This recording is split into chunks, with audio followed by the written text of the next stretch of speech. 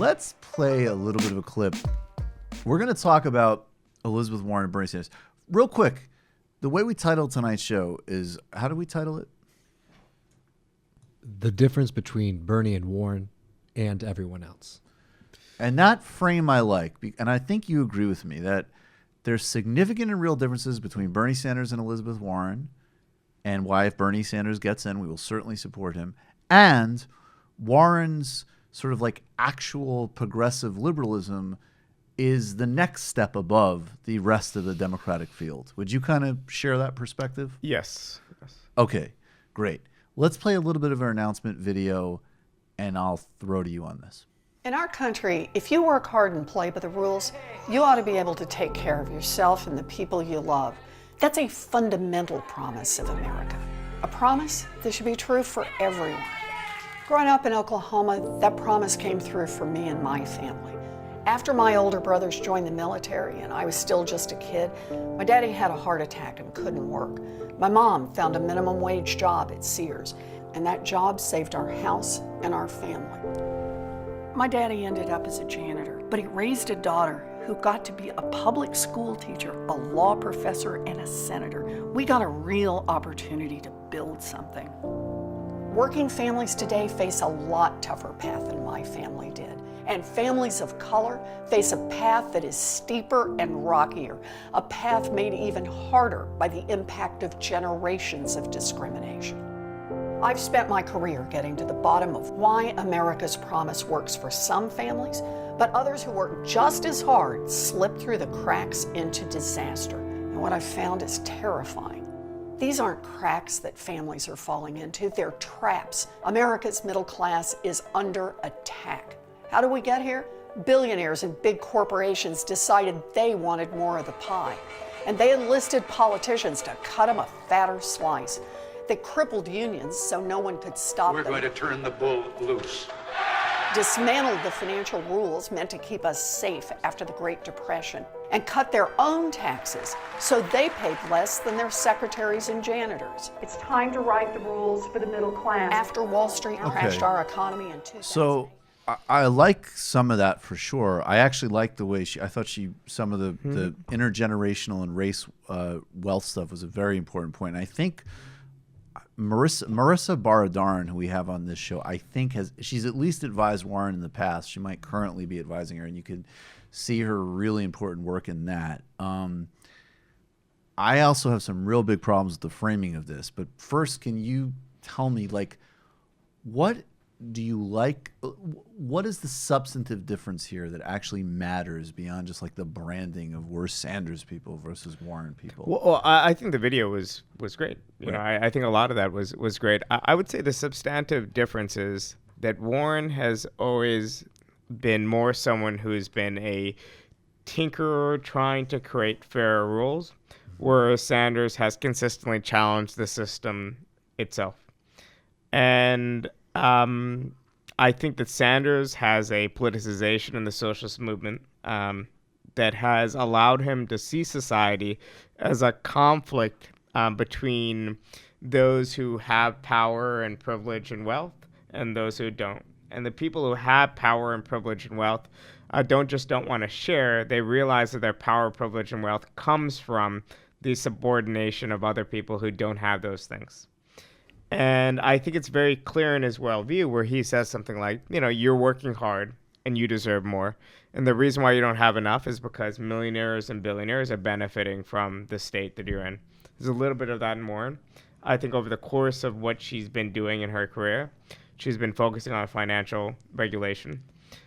She's been an advocate for a lot of these good reforms in Congress, but she wasn't enough of an advocate for the kind of class militant approach of Sanders that, you know, she didn't endorse Sanders before Massachusetts, and, you know, she could have swung Massachusetts potentially because it was it was a 1%. I don't know the exact amount, but it was like about a 3% loss. I think. Yeah, it was a 3% spread. It was a close, a close election in Massachusetts. Yes, definitely, yes. So I think that there are certain things that make me wary of this approach. I mean, she was a Republican, as everyone knows, up until, the early 2000s, late 90s. So I have some wariness. I think the bottom line is that Sanders brought something a little bit different to the table. He was able to reach people currently alienated. He was able to speak to anger. I think there's no reason for Warren supporters and Sanders supporters to attack each other, but you could see the way in which Warren could potentially be used as a cudgel to attack Sanders. Right. Even though Warren and Warren supporters wouldn't necessarily want that. I think we should just be aware of that. Right. I think we might be in a situation where, a lot of people in the Democratic establishment would love to have Warren or Sanders be 2 and 3 respectively, and to get their, Biden or their candidate of choice in first. So I think we need to be clear that, there isn't one Democratic Party. There are different Democratic parties, and we also need to be very wary about the part of the Democratic policy elite that supported Obama in 2008 and 2012 that are now migrating to the Warren campaign. Yep. And not blame Warren for it. Like, you would take help, you would take expertise when it's coming to you. Of course. But yeah, I'm wary of all these things. I think Sanders is a far more desirable choice. I think even if you're a Warren supporter, you should want a strong, robust Sanders campaign to the left of Warren. And if you're worried about it getting acrimonious, think about Sanders' rhetoric against Hillary Clinton in the debates.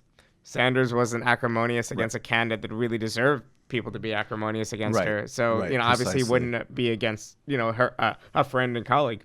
So, and I would imagine that Warren thinks more highly of Sanders than a lot of Warren supporters now. I think Sanders, that's another really funny irony of it is I think clearly, well, and I will be fair in this regard. I think there are some people who, in their support for Sanders, which I share, are guns blazing on her too early, and in some ways when it's sort of like scattershot and ineffective and not accurate, right? Like, there's a more subtle case that we need to make here, and I think their relationship is as actually clearly two people who respect each other and collaborate. And I think a great irony, which we could read both ways. Now it benefits Sanders, but 2016, every credible piece of reporting is that he was waiting for her to jump in the race and would have backed her vehemently and saw her as like the sort of stronger possible contender. She chose not to do it, and now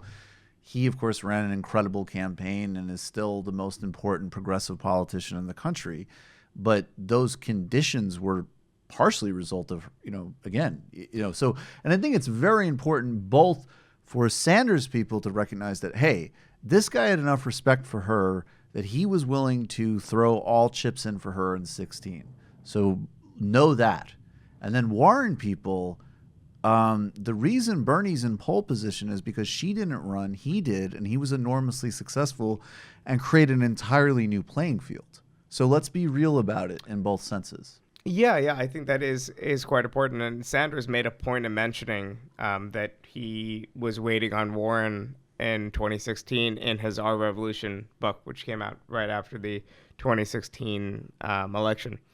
So I think that is important. I mean, as far as I think, though, it is very telling, though, that a lot of the existing media elite, and let me tell you, these people do collude, right? I mean, I know it sounds like a conspiracy. It sounds like some Trumpian thing. Yeah, Should we start feeding, like, how great would it be, though? Maybe not actually, if Bernie was it's collusion. They're colluding. By the way, so what happened was blah, blah, blah, blah, blah. She colluded. Pocahontas steps back from the mic like Trump. I actually like. The arms in the I air. actually think they won in 2020 meme thing. Trump did. It was pretty funny. Hilarious.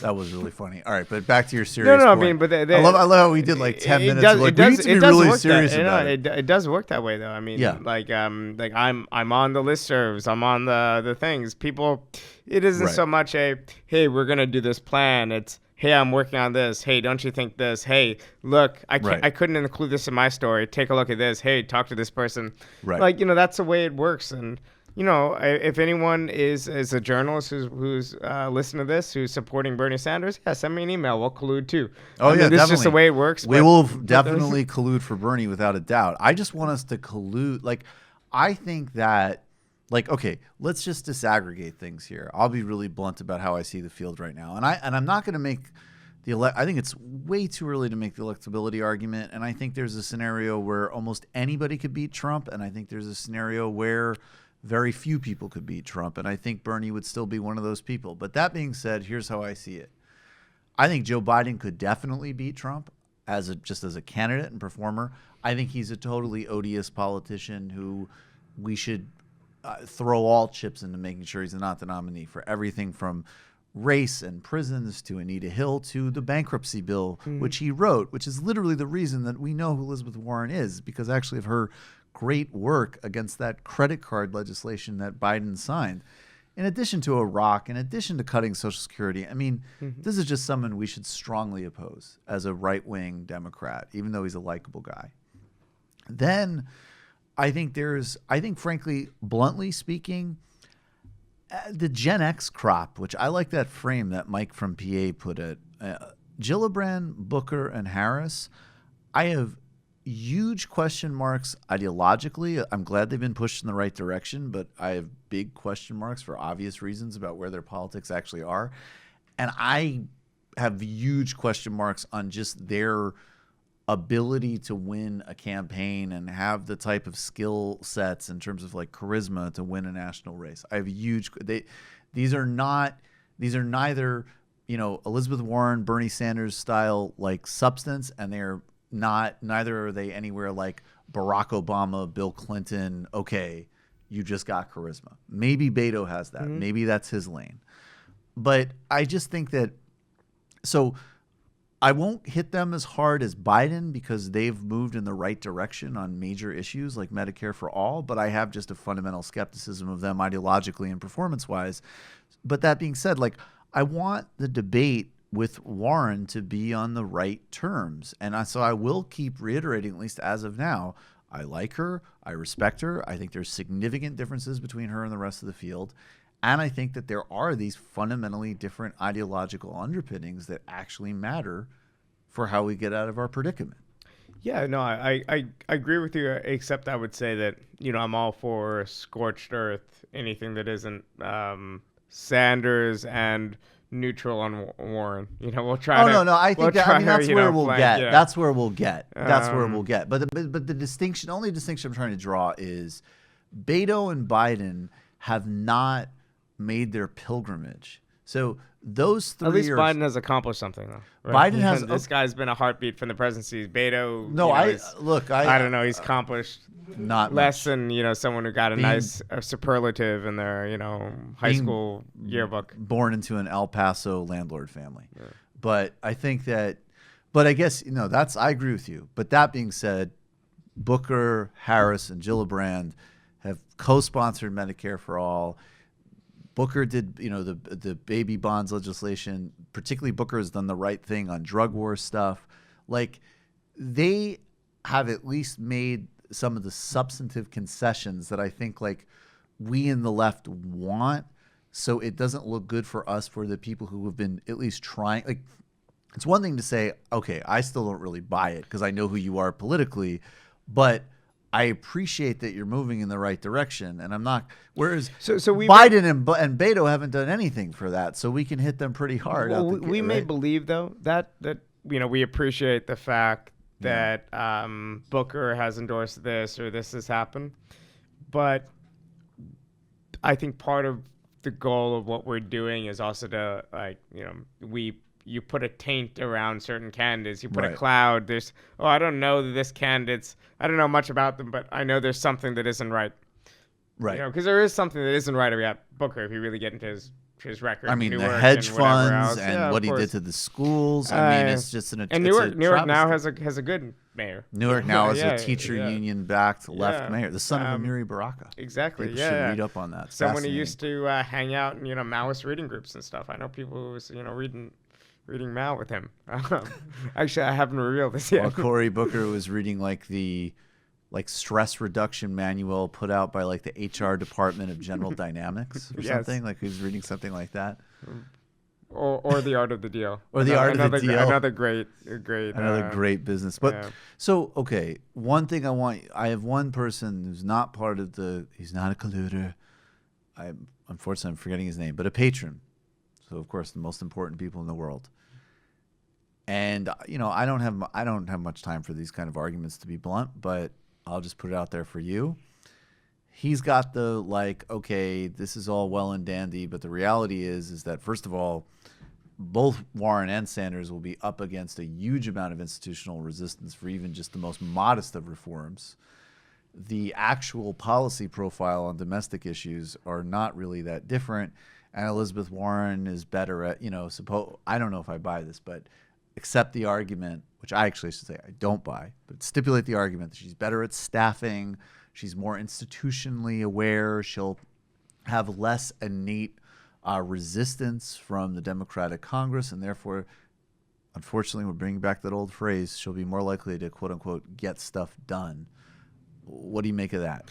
Well, I mean, I find the staffing argument kind of ridiculous because you're like, oh, this person's better at staffing. What positions have she staffed before, right? Right. She staffed the office of a senator in Massachusetts, a state, by the way, that in polls she's polling third. Can you imagine Bernie Sanders polling third in Vermont? Fuck no, you can't. She doesn't even have no, statewide name recognition the way Bernie Sanders has. Right. And Bernie Sanders already has national name recognition. I mean, Bernie Sanders' staff, managed to get, 13 million votes. I think that's, So what about, though, the broader, their president, and she wheels out a progressive agenda, and there's there's constraints. There's constraints to what any leader will be able to accomplish, given the way the world is and the way the space for the left is so limited. But I would ask the person, would you rather a Gordon Brown, a Ed Miliband, or a Jeremy Corbyn in office in the Labour Party? Right. Because they're going to face a lot of the same constraints. They're going to face a hostile parliamentary Labour Party. They're going to fail structural constraints. Like capitalism is different than it was before. It might be able to accommodate less of our demands as easily as it was in the immediate post-war period when social democracy was advancing across the world and there was third world, national liberation movements and the Soviet Union was still around or whatever else. So I would say that, things are consider Sanders or Warren as running minority governments. Right. They have a small core of supporters. It might be 20% of Congress. It might be less. That's going to be their core backers. And they're going to have to convince a majority of Democrats to get behind their positions in order to pass legislation. Right. So would you rather someone running this kind of government be someone who's further left, who's then compromising a little bit to try to build a core, or would you rather someone closer to the center who's compromising to build this majority? Right. And also, it's not just a matter of passing legislation. Right. I think a key task for the left today is not so much writing legislation, so much as changing the conditions in which legislation is written. Right. And I think that's the key thing that Sanders can do differently than Warren, can change these background conditions that might make something possible. Just look at AOC, who I think, by the way, would make an incredibly compelling presidential candidate. We can look forward to that. Well, no, Republicans nailed her, though. They've got this incredible Oppo research that apparently she was like a human being that enjoyed herself in high school. Yeah, and went to Yorktown Heights. Yeah, that's fucking devastating. I mean, I will play that in the post game, but I saw they put out this video of like her like dancing in some high school video or something, and it's like, I actually legitimately, maybe because I really am like in a super fucking spiritual hippie place right now post New Year's, but like I clip that, but I got sad for the person that's. I was like, how fucking friendless and depressing is your life that you think that this is like a negative, and right? Also, like literally just like a human being like having fun is like a gut punch. Like what? And also, the Republicans keep saying, oh, she claims that she was this kid from the Bronx, but she was in Yorktown Heights because her mother moved her there, and she worked hard, and she got good grades, and she used to give herself a white name. I'm like, does that even appeal to your base? Like, who are you actually trying to win over with this appeal? Because, poor brown and black people are aspirational. And conservative white people would be like, yeah, that sounds fine to me. Well, I mean, that's a product of the age right now, is that Republicans, along with a lot of other people, I mean, they will especially Republicans, they'll wheel out the most crude reductionist identity politics imaginable. I mean, that's a big part of their game. But I also just want to say, as another side note to that, I forget who said this, but I mean, somebody else said this, so I'll at least give the ether credit. But a Venn diagram between people tweeting out that video of her dancing and the people who like defended Brett Kavanaugh is going to be just obscene, right? Like, the devastating thing you did in high school was dance in a video, not fucking, assaulting somebody. But did she write about it on her calendar? Yeah, right. She didn't have that discobline. I'm not sure no, she didn't have that discipline. She wasn't. Yeah, she should have shotgunned a beer and written it down. But anyways, no, I think you're right. I think obviously AOC, and I always put in Rashida Tlaib, and I mean I think there's an incredible. Rashida does not get enough credit. She doesn't. She should get a lot of credit. Yeah. She's fucking dope. And Roe too. Roe's really good, and I think also, look, I don't want to get into Pago, but I understand why they did what they did, though I disagree with it. McGovern, Pocan, and Jaipal are also, like, you've got a contingent, and of course Barbara Lee, and obviously Bernie. You have like an actual contingent there now of legitimately good legislators, not just sort of like center-left-ish people that you can occasionally root for. Yeah, definitely. Yeah. And I think that... And Ilhan Omar, I would add to that as well. But what we'll see, though, is that Warren will be the favorite for a little bit when the comparison is Warren versus Sanders. Now, when Warren starts attacking others in the Democratic field, when she starts challenging their policies, when the debates start, maybe the table will turn on Warren. And how will she respond to these attacks? Right. If she adopts a combative approach, then... Yeah, you're right. People like me, if we keep adopting this very cautious or hostile posture towards Warren, will look silly. And if she capitulates, if she tones down her attacks, if she's critical of Bernie, if she says things like she said on CNBC the other week that says, I'm a capitalist, I believe in the free market, system. Right. Now, I'm sure even a lot of people who are liberals, a lot of people who are Democrats, fundamentally believe in the free market system, so-called, who believe in things that I don't believe in. But to go out there and say it actually means that you're supporting corporate power as it exists today. That's it means right. Yeah. No, I love that you made that distinction, because it's like, look, in reality, I understand that most people, and this is another task of us as socialists, is like, no, we're not just talking about social democracy. We're not just talking about regulation. We're talking about democratizing the economy. And that is not on most people's political radar yet. But conversely, that doesn't, when they say that on CNBC, that's not don't worry, I don't want to completely get rid of markets. That's a reaffirmation that even though I'm a reformist, I'm still okay with the basic sort of like corporate order of America.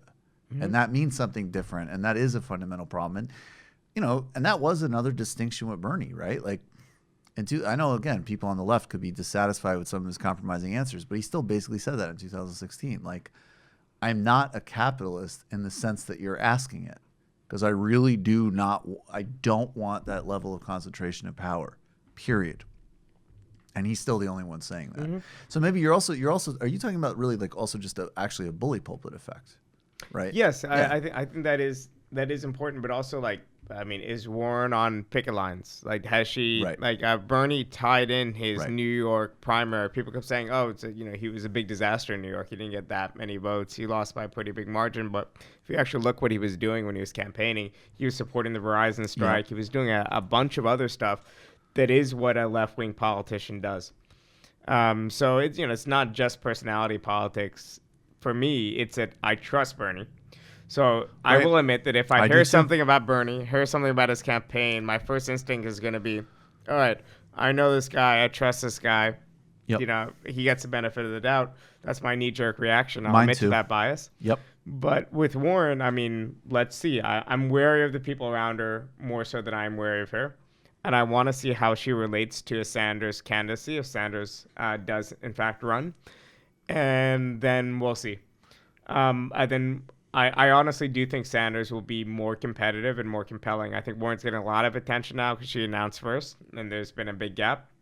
But I do not believe she'll be that competitive. And if she isn't that competitive, that means that a lot of her supporters will flock to Sanders, hopefully.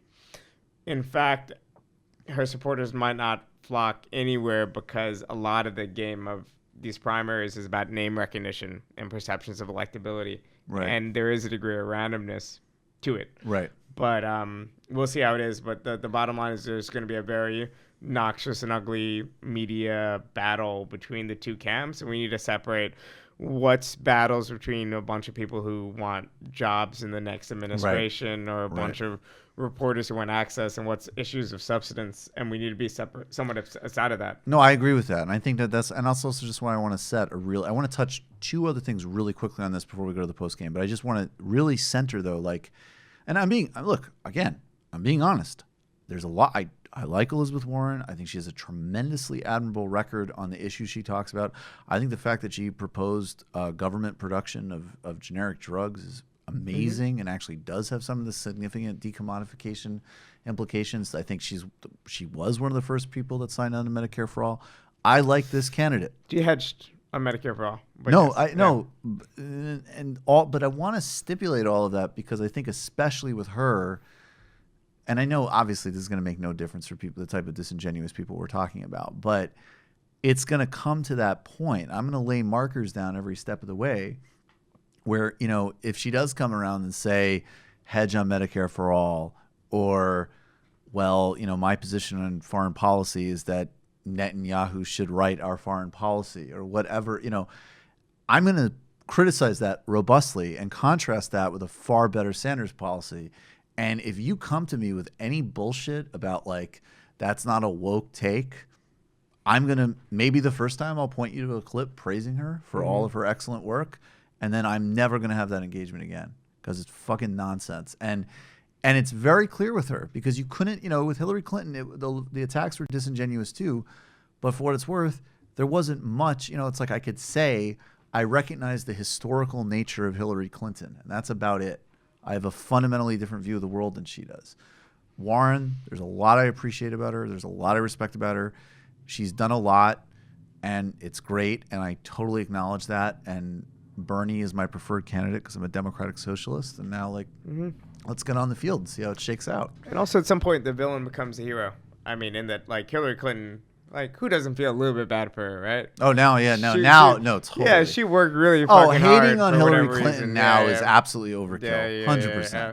But I'm talking in the most, in the with her era. I'm not talking the flip side, which is the first could have won, or at least front running woman presidential candidate in American history loses to this grotesque, obscene misogynist.